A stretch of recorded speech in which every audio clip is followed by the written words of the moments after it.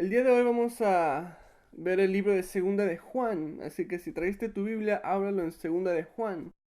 Oremos y comencemos el estudio de hoy. Padre, muchas gracias por tu palabra, Señor, por tu bondad en nuestras vidas, Señor.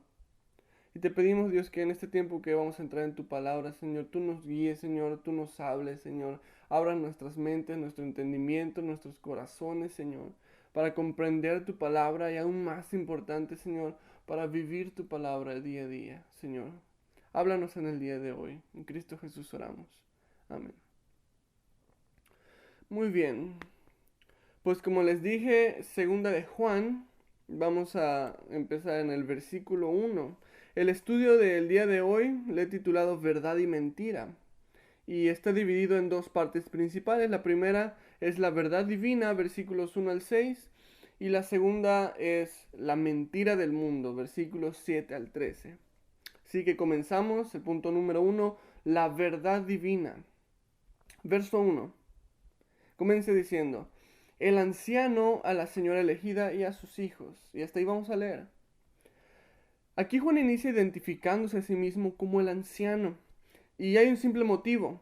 Juan para este tiempo era el último de los apóstoles sobrevivientes. Todos los apóstoles murieron uno por uno de distintas maneras. Algunos crucificados, otros decapitados, otros martirizados de maneras distintas, siendo apedreados o golpeados. Y aquí al final vemos a Juan. Juan, el último de los discípulos, el único que de hecho murió por causas naturales. No significa que no la hayan intentado matar, ¿verdad? Sabemos por escritos que el emperador Dominiciano lo trató de matar echándolo en una olla gigante de aceite hirviendo, a lo cual Juan increíblemente sobrevive y al sobrevivir es desterrado a una isla desierta llamada Patmos, en donde ahí después él recibiría la revelación del Apocalipsis. Pero vemos que este es el motivo por el cual Juan recibe el sobrenombre de el anciano. El anciano. Además de que era un hombre ya avanzado de edad, era el último sobreviviente de los apóstoles, de los discípulos de Jesús. Y dice aquí el anciano a la señora elegida y a sus hijos. ¿Quién es la señora elegida y sus hijos ahora? Algunos creen que es una señora de la iglesia en Éfeso y sus hijos. Otros creen que era la propietaria de la casa en la que se reunía la iglesia, ya que antiguamente las iglesias no se reunían en santuarios como hoy en día, sino que se reunían en casas. Y por esto algunos creen que la iglesia se reunía en la casa de esta señora elegida. Otros dicen que la señora elegida representa a la iglesia en Éfeso y sus hijos representan a todos los hermanos, a todos los miembros de la iglesia. Y de hecho esta es la más probable de todas. Sea cual sea, entendamos esto. La señora elegida representa a la iglesia de Cristo y sus hijos somos todos nosotros los que nos hacemos llamar cristianos, los creyentes. De manera que esta carta está dirigida nada más y nada menos que a cada uno de nosotros. Esta carta está dirigida hacia mí, esta carta está dirigida hacia ti y debemos tomarla personalmente. Continúa diciendo, a quienes amo en la verdad, y no solo yo, sino también todos los que han conocido la verdad. La palabra verdad se repite en los primeros 4 versículos 5 veces. Y de hecho este es el tema principal de la segunda carta de Juan. La verdad, el permanecer en la verdad. Ahora hablemos un poco acerca de la verdad. Todos sabemos que la verdad es importante, ¿cierto? Cuando alguien nos dice algo o nos cuenta algo, esperamos que esta persona nos esté diciendo la verdad. Cuando educamos a los niños, desde pequeños, se les enseña, hey, tienes que decir la verdad. De manera que podemos decir ciertamente que la verdad es importante para nosotros.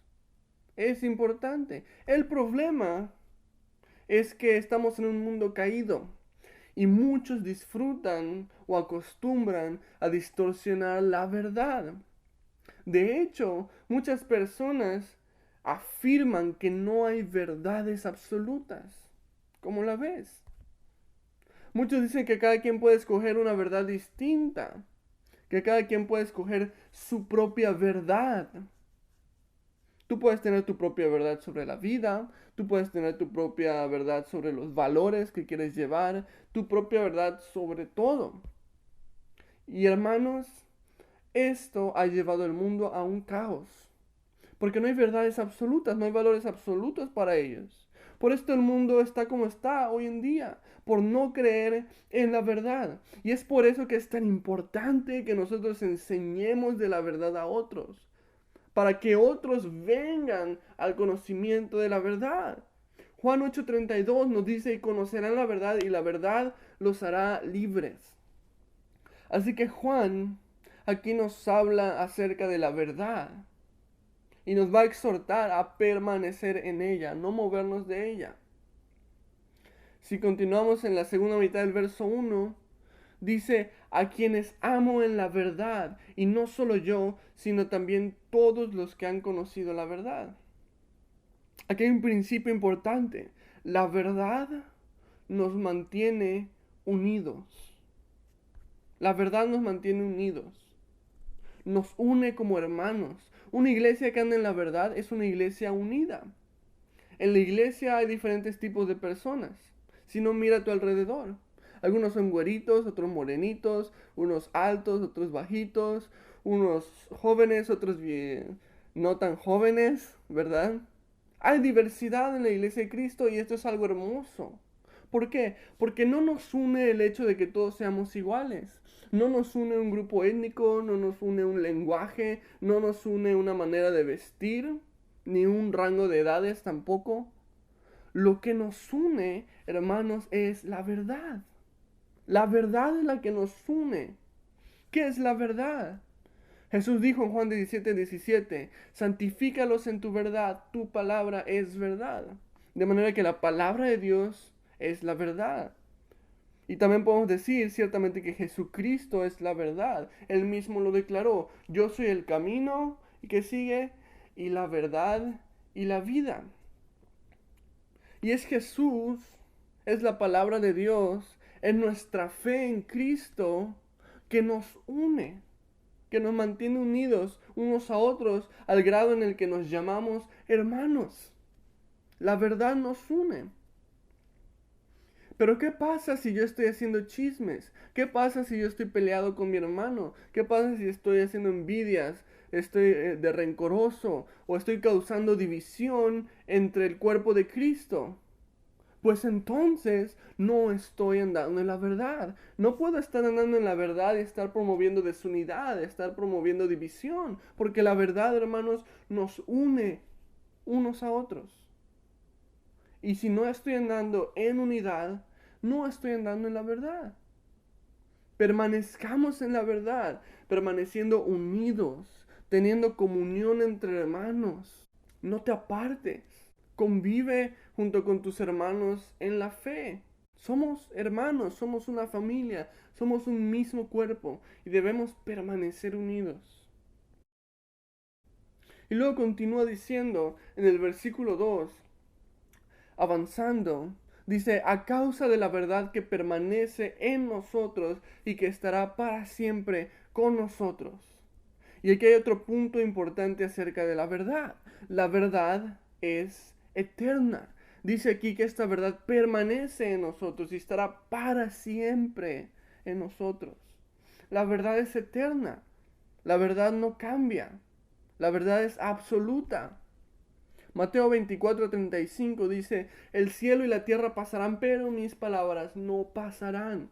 La palabra de Dios permanece, la palabra de Dios es absoluta, la palabra de Dios no cambia y debemos andar acuerdo a la palabra de Dios siempre, no importa qué generación eres.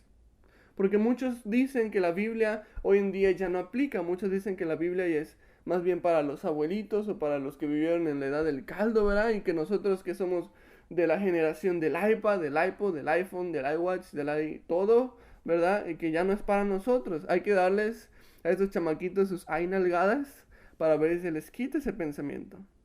Porque hermanos, la Biblia nos ha enseñado que sí hay verdades absolutas.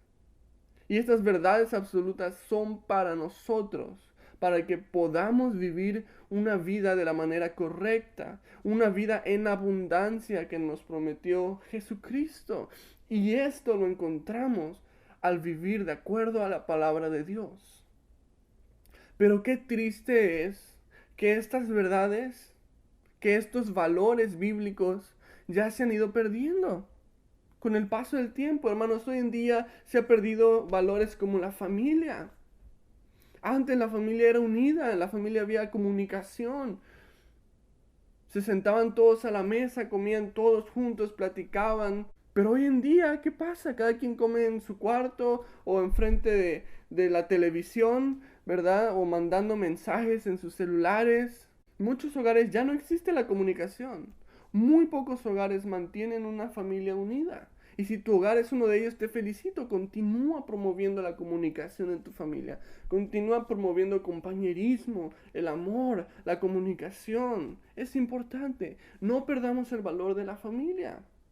Otro valor que se ha ido perdiendo con el paso del tiempo es el del matrimonio. Hoy en día, ¿qué índice de divorcios más grande?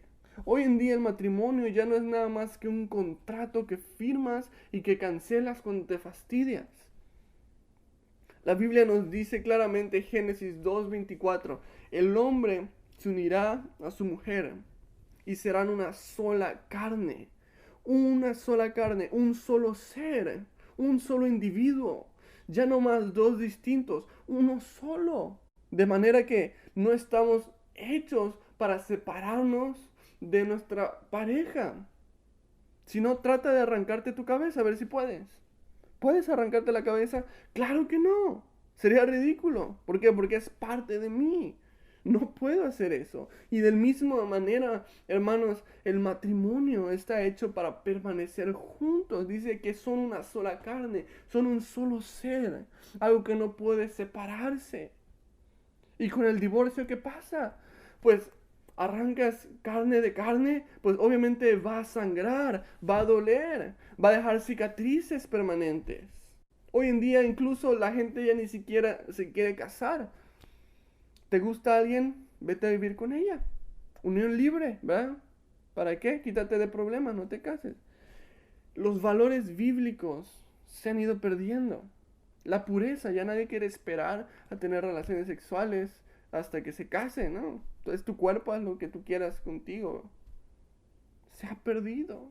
El valor del trabajo, incluso hoy en día, ¿cuánto holgazán hay? Que quieren todo, pero no quieren trabajar, no quieren esforzarse para obtenerlo. Proverbios 13:4 dice que el perezoso todo desea y nada consigue. Y la lista sigue y sigue y sigue, hermanos.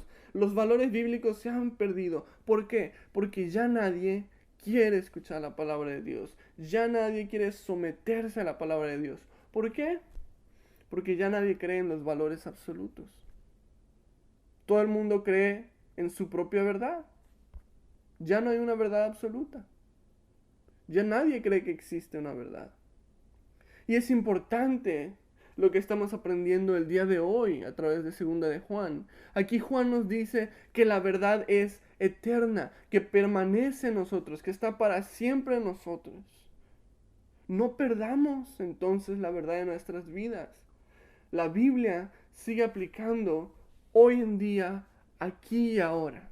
No perdamos la verdad en nuestras vidas. Versículo 3 continúa, dice que la gracia, la misericordia y la paz de Dios Padre y del Señor Jesucristo, Hijo del Padre, sea con ustedes en verdad y en amor. Chécate las tres cosas que dice aquí. Nos dice gracia, misericordia y paz de Dios Padre y de su Hijo Jesucristo. Estas tres cosas son muy importantes, me encantan de hecho. Y van juntas, la una conlleva a la otra. Y vamos a explicarlas, vamos a tomar un tiempo para explicar un poco cada una de ellas. Primeramente la gracia. La gracia, que su definición real es favor inmerecido. Es decir, recibir algo que yo no merezco. Dios en su gracia nos da cosas que no merecemos. La más clara y evidente de todas estas es la misma salvación. Pues la salvación es algo que no merecíamos, pero que Jesús decidió darnos gratuitamente a través de su sacrificio en la cruz por nosotros. La misericordia significa que no recibo lo que realmente merezco. Pastor Chuck Smith solía decir de esta manera: hermanos, cuando yo oro, jamás oro porque Dios haga justicia en mi vida, decía él. Porque si yo orara por justicia, la justicia dice que yo merecía morir por mis pecados.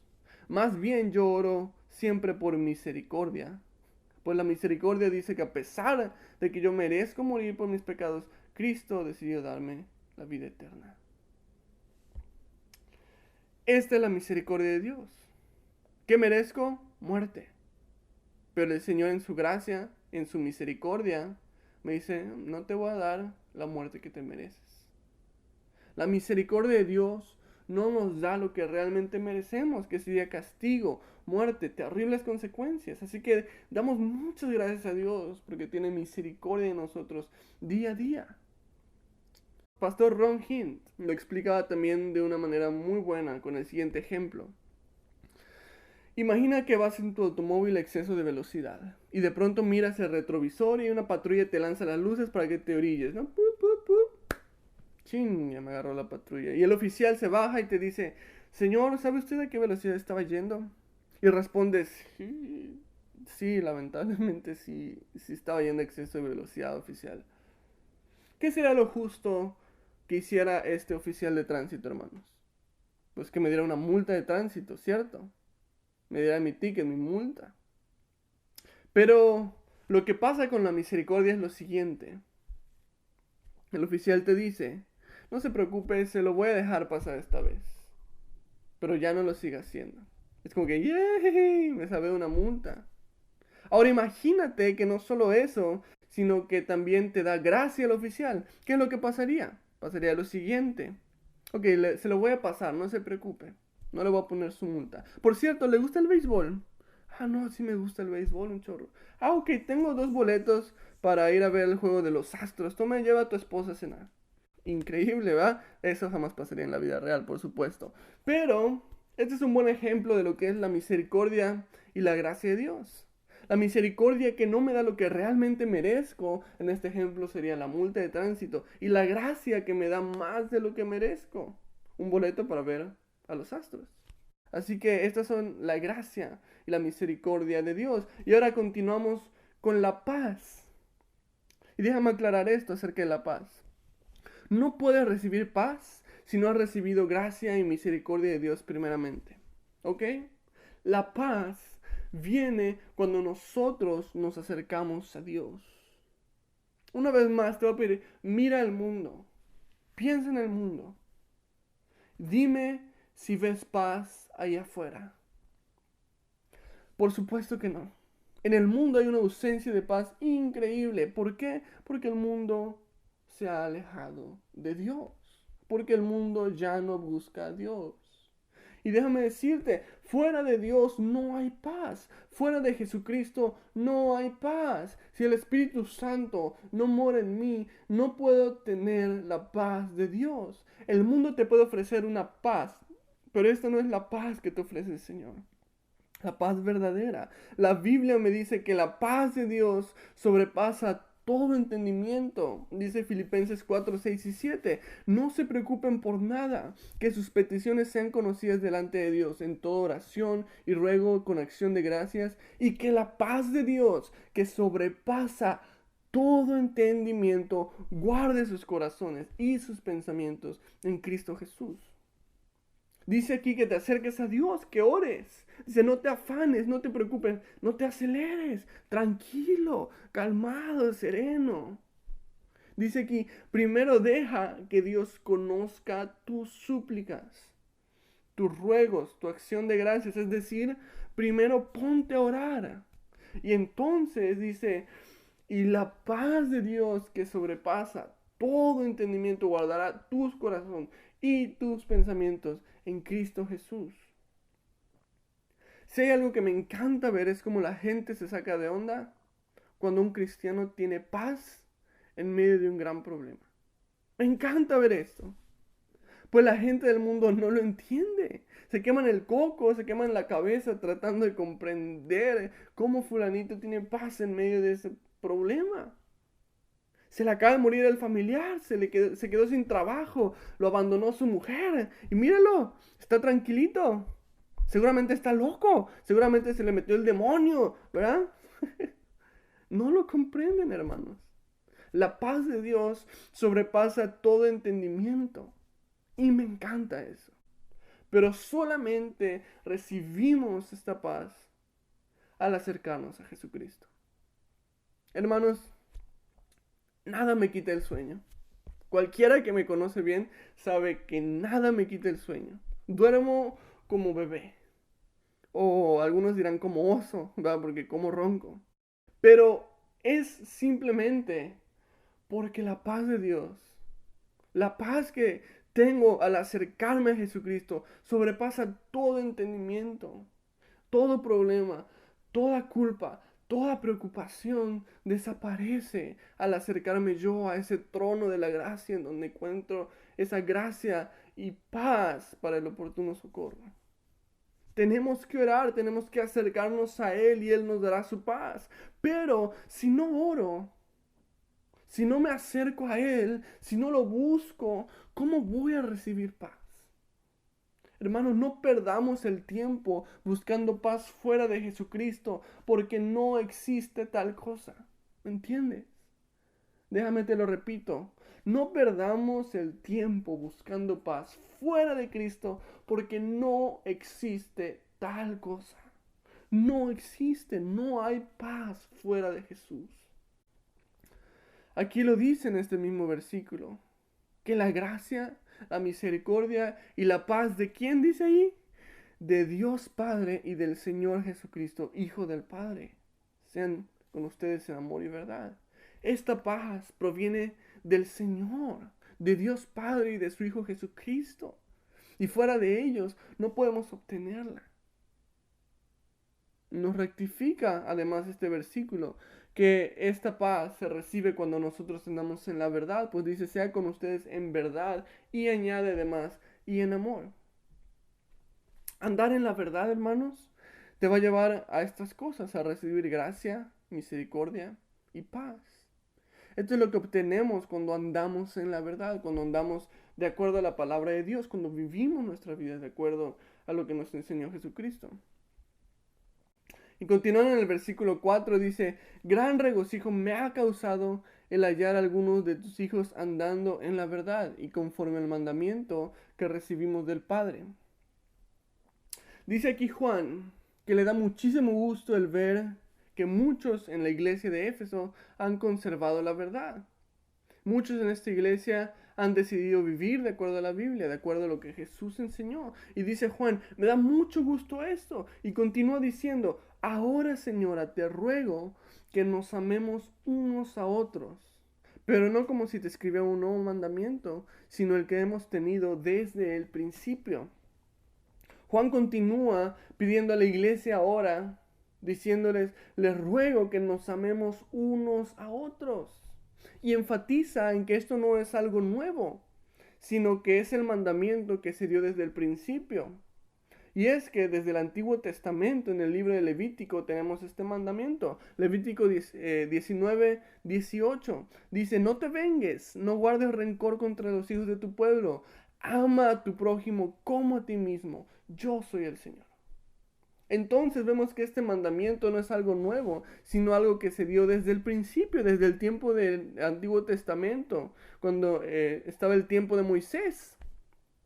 Y aquí Juan exhorta a que se conduzcan en amor, así como se enseñó desde el principio, ya que el amor es la prueba de que andamos en la verdad. ¿Escuchaste? El amor es la prueba de que andamos en la verdad. Si yo quiero darme cuenta de que alguien está o no está andando en la verdad, no me voy a fijar si se sabe la Biblia de memoria, no me voy a fijar si escucha música religiosa, no me voy a fijar si canta muy bonito o canta feo, o si levanta las manos cuando canta, no me voy a fijar en eso. Porque esta no es la prueba. La prueba de que alguien ande en la verdad es que esta persona va a amar a su prójimo. Tú puedes hacer muchas cosas. Tú puedes saberte la Biblia de memoria. Tú puedes tener música religiosa en tu celular o en tu carro. Tú puedes orar muy bonito. Pero si no amas a tu prójimo, si no ayudas a otros, si no pones a los demás como superiores a ti mismo, te estás engañando. No andas en la verdad, porque la verdad se comprueba con el amor que tienes por otros. Y continúa diciendo, verso 6, y este es el amor, que andemos según sus mandamientos. Y este es el mandamiento, que ustedes anden en amor, como desde el principio lo han oído. Estas dos cosas son la prueba de que alguien anda en la verdad, el amor y la obediencia. Si tú no andas en amor y en obediencia hacia la Biblia, la Biblia dice, no andas en la verdad. Vemos estas dos cosas. El amor, dice aquí, es que andemos según sus mandamientos. Es decir, si tú dices que amas a Dios, lo vas a obedecer. Vas a andar en sus mandamientos. Si tú dices que amas a Dios, pero desobedeces totalmente todo lo que enseña la Biblia, te estás engañando. Si amas a Dios, vas a obedecer sus mandamientos. Y el mandamiento asimismo es que andemos en amor. Estas dos cosas demuestran que alguien anda en la verdad. El obedecer la Biblia y el amar a su prójimo. Esta es la prueba de que alguien camina en la verdad. Y ahora vamos a continuar con el segundo punto del estudio de hoy. El punto número 2 del estudio. Y aquí nos va a dar una advertencia en contra de falsos maestros. Una advertencia en contra de personas que enseñan cosas que contradicen la palabra de Dios. Así que continuemos leyendo el versículo 7 y empezamos el punto número 2 del estudio, la mentira del mundo. Dice así, versículo 7. Porque muchos engañadores han salido por el mundo. Ok, aquí inicia dando una advertencia muy clara. Muchos engañadores han salido por el mundo. Fíjate que no dice algunos engañadores.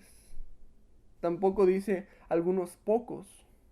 No, dice muchos engañadores han salido por el mundo. Imagínate, esta es la época de Juan, la época en que la iglesia apenas comenzaba y dice que ya hay muchos engañadores. ¿Cuántos más no crees que va a haber hoy en día dentro de la iglesia? Un chorro. Así que debemos tener cuidado, hermanos, porque no son pocos, sino que son muchos los engañadores, los que enseñan cosas falsas. Primera de Tesalonicenses 5, 21 y 22 nos exhorta, examínenlo todo, retengan lo bueno y absténganse de toda especie de mal. Tenemos que examinar todo. No te creas todo lo que ves en la tele, no te creas todo lo que ves en las noticias, no te creas todo lo que te dice alguien que te va a tocar a tu puerta. Tenemos que examinar todo y retener lo bueno. ¿Y cómo lo vamos a examinar? Con el filtro de las escrituras, con el filtro de la palabra de Dios. Si no está en la Biblia, no lo creas. Este es nuestro filtro. Esta es la única manera en que vamos a poder permanecer en la verdad. Ten cuidado con movimientos que traen cosas nuevas o cosas diferentes, porque muchas veces se van a ver muy bonitos y te van a ofrecer algo que se ve bien padre, pero al final del día te vas a dar cuenta que esas personas se están desviando de la verdad. Y la exhortación de Juan en esta carta es permanecer en la verdad. Por esto, hermanos, nosotros como iglesia no imitamos lo que vemos en otras iglesias o no imitamos lo que vemos en otros movimientos. Nuestro único modelo a seguir es la Biblia, es la palabra de Dios. Pues de esta manera nos aseguramos de que permanecemos en la verdad, que permanecemos en lo que enseñó realmente Jesús y no en doctrinas de otros hombres. Y Juan continúa aquí diciendo, los cuales no confiesan que Jesucristo ha venido en carne. Estos son engañadores, estos son el anticristo. Una vez más vemos que Juan está advirtiendo acerca de una secta en específico que negaba que Jesús había venido en carne. La secta de los gnósticos que había en el tiempo de Juan decía que Jesús había venido solo como un fantasma, solamente como un espíritu que no había tenido un cuerpo físico. Y como ya les he explicado en algún estudio pasado, este es un gran problema, ya que si Jesús no tenía un cuerpo físico, no pudo haber muerto por ti y por mí. Y si Jesús no murió por ti y por mí, entonces nuestros pecados nunca fueron pagados. No habría manera de que nuestros pecados sean lavados y perdonados si no es a través del sacrificio de Jesucristo en la cruz. Este es un gran problema. Esta secta, estos gnósticos, contradecían lo que decía la Biblia. Y este es un principio que debemos seguir. Si algo contradice lo que nos enseña la palabra de Dios, tenemos que alejarnos de esto. Todo aquello que contradice la Biblia no puede provenir de Dios, porque Dios no puede contradecirse a sí mismo. Aquí Juan llama a estas personas que enseñan falsamente anticristos, les da este título, ya que un anticristo es todo aquel que ataca, distorsiona o contradice a la imagen de Jesucristo. Y hoy en día, hermanos, hay muchos anticristos, muchas sectas, muchos cultos que contradicen lo que dice la palabra de Dios. Y la única manera que nosotros podemos identificar a estas personas es si nosotros conocemos la Biblia. Pero si no conocemos la Biblia, si no sé lo que dice la Biblia, si no sé lo que Jesús enseñó, te van a chamaquear, te vas a ir con la finta. ¿Por qué? Porque no conoces la verdad y no vas a poder permanecer en ella. Por eso siempre exhorto a que leas tu Biblia en tu casa. Amén. No solamente en la iglesia, no solamente cuando el pastor se ponga a enseñar la Biblia, sino tú en tu casa diariamente debes de leer tu Biblia, debes estudiar la palabra de Dios por tu cuenta. Esto es sumamente importante, porque si no conoces la palabra de Dios, te vas a ir con la finta de cualquier cosa que alguien más te diga. Tómate un tiempo diariamente para conocer la palabra de Dios. Tenemos que protegernos en contra de falsos maestros. Versículo 8 continúa diciendo, tengan cuidado de no perder el fruto de su trabajo, a fin de que reciban el galardón completo. Vemos una advertencia aquí que da Juan. Les dice, tengan mucho cuidado. Y si Juan está dando esta advertencia, es que tenemos que prestar atención. Tengamos mucho cuidado. Dice aquí, no vayan a perder el fruto de su trabajo. En otras palabras, no hagas que lo que has ganado en tu caminar en la fe, en tu caminar en Cristo, lo que has hecho en el nombre de Jesús, todo lo que has aprendido, ten cuidado de que no vayas a echar todo esto a la basura, empezando a seguir falsas enseñanzas, desviándote de la verdad, escuchando falsos maestros, desviándote de lo que has aprendido en la verdad. Esto puede pasar. Conozco muchos predicadores que me gustaban mucho, que predicaban bien la palabra, pero que de repente empezaron a seguir el ejemplo de otros predicadores y se desviaron de la verdad, se desviaron de la palabra y comenzaron a predicar prosperidad, comenzaron a predicar confesión positiva, metafísica y otras cosas que distorsionan la imagen de Jesucristo.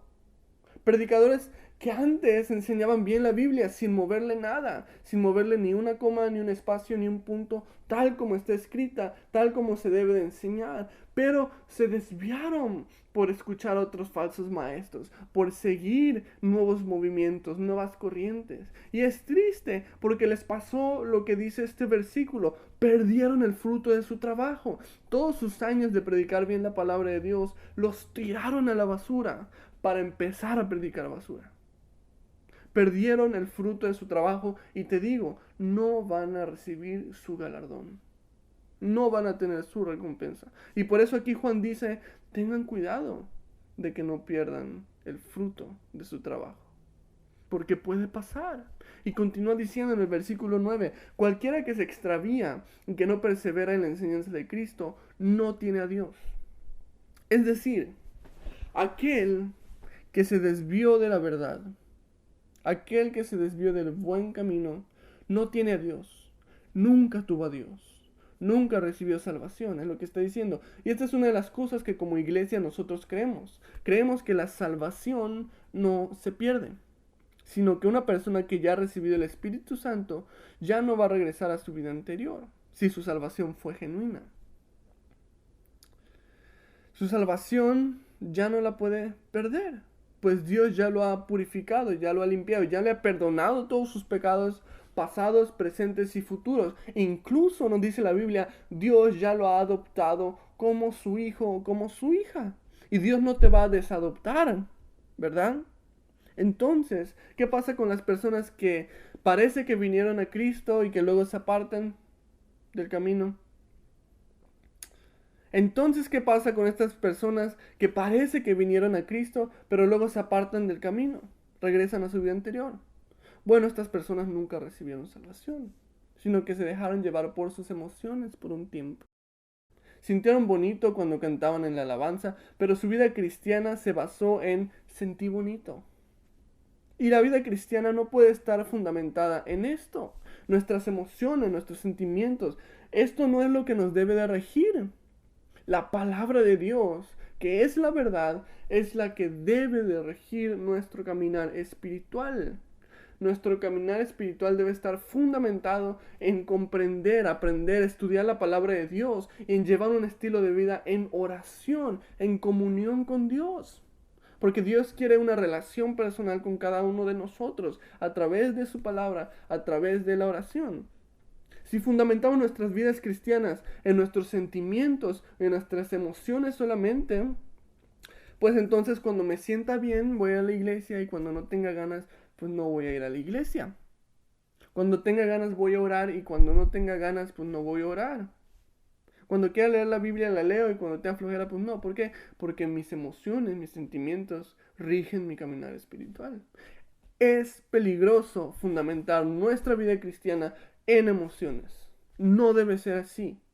Porque lo que va a pasar es que no voy a poder permanecer en la verdad. Porque permanecer en la verdad no es fácil. Y si mis emociones y mis sentimientos son los que rigen mi vida, no voy a poder permanecer en la verdad.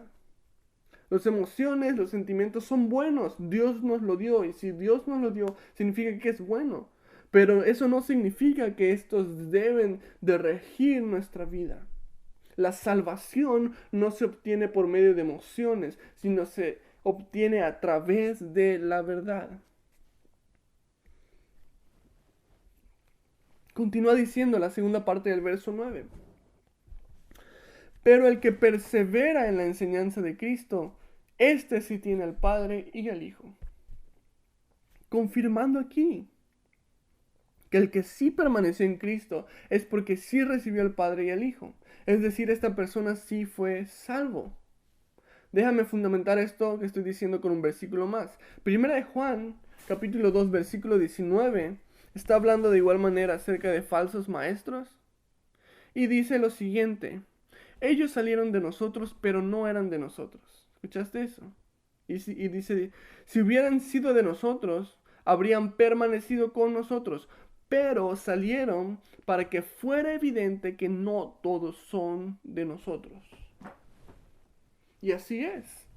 El que permanece en la verdad es porque recibió la salvación verdaderamente. Mas el que no permaneció, más el que se apartó de la verdad, sabemos por eso que realmente esta persona nunca fue salvo. Nunca recibió a Cristo realmente. Fue un emocionalismo, nada más. Continúa diciendo el verso 10. Si alguno se les acerca y no trae esta doctrina, no lo reciban en su casa y ni siquiera le deseen que tenga paz, porque quien les desea paz participa en sus malas obras. Este es un versículo muy fuerte, ya que nos exhorta a no recibir a estos falsos maestros. Incluso nos exhorta a ni siquiera desearles que tengan paz. Eso es muy radical. Aquí Juan se emocionó, ¿verdad? Oye, ni siquiera les puedo desear que tengan paz. Dice aquí Juan, no les desees que tengan paz. ¿Por qué? Se puso muy intenso. Pero de hecho es algo sencillo de explicar. Primeramente nos dice, no les digas bienvenidos, es decir, no los recibas, porque acuérdate que está hablando a una iglesia, ¿ok? Está hablando a una iglesia y les dice a esta iglesia, no reciban falsos maestros. Imagínate que yo permita que uno de estos falsos maestros, que se ponen un chorro de títulos, ¿verdad? Que el apóstol, hermano ungido de Dios, santo, discípulo, fulanito. Imagínate que yo deje a uno de estos predicar en un domingo. Y sí, hoy va a enseñar este apóstol ungido de Dios, santo, discípulo, y va a predicar la palabra, bien. ¿Crees que voy a permitir que eso suceda? Claro que no. Claro que no. ¿Por qué? Porque yo no quiero que ninguno de ustedes se pierda en falsas enseñanzas. Yo no le voy a abrir las puertas de la iglesia a un falso maestro para que predique sus falsas doctrinas. No lo voy a recibir, no le voy a decir bienvenido, no voy a permitir ni siquiera que esté entre ustedes. Porque no quiero que sean apartados ninguno de ustedes de la verdad. Y por eso dice aquí Juan, no les den la bienvenida, no lo reciban. Y ahora, ¿por qué tampoco ni siquiera le puedo desear que tenga paz? Simplemente porque mientras estos falsos maestros les siga yendo muy bien, su ministerio sea muy exitoso, no tengan ningún tipo de problema, todo les vaya súper bien, nunca van a poder corregir su mal camino, nunca van a poder regresar a Jesucristo, nunca, hermanos, se van a dar cuenta ni siquiera de que están haciendo algo malo. Así que yo no oraría porque estos falsos maestros tengan paz, sino al contrario, yo oraría porque les vaya tan mal en su ministerio, porque tengan tal quebrantamiento en su vida que no les quede de otra más que venir a los pies de Jesucristo, más que corregir sus caminos, más que regresar a la verdad. Por esto aquí Juan dice, no les den la bienvenida, ni siquiera les deseen la paz, porque el que les desea la paz participa en sus malas obras. Esta debe ser nuestra oración. Que el Señor los quebrante y que ellos regresen a los pies de Jesucristo, que ellos corrijan sus caminos. Es por esto que Juan dice aquí, ni siquiera les deseen la paz. Y los últimos versículos, continuando, en versículos 12 y 13, leamos, dice, tengo muchas otras cosas que escribirles, pero no he querido hacerlo por medio de papel y tinta, pues espero ir a verlos y hablarles cara a cara, para que nuestro gozo sea completo. Los hijos de tu hermano la elegida te saludan. Amén.